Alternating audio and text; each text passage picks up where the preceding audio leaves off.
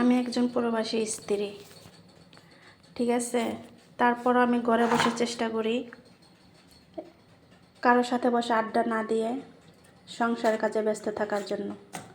তা আমার মতন কোন কোন আপুরা আছেন যাদের স্বামী প্রবাসে থাকে, ঘরে বসে কিছু সংসারের জন্য এরকম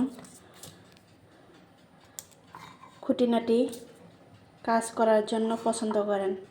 তবে আমি পাশাপাশি সেলাইয়ের কাজও করি এবং আমি এটাও করি। এটা আমি করে কিছুটা হলে আনন্দ পাই।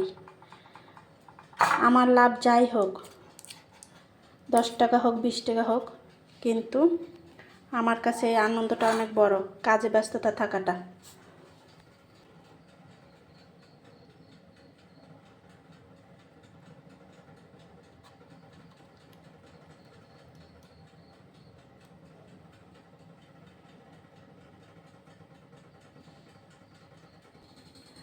আমি হাত দিয়ে ক্যামেরা ধরে ধরে ভিডিও করি, তো এর জন্য একটু সমস্যা হয়।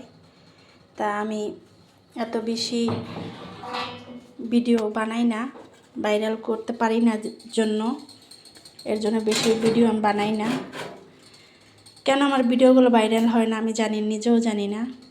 তবে এত সুন্দর সুন্দর ভিডিও বানাই, তারপরও আমার একটা ভিডিও ভাইরাল হচ্ছে না।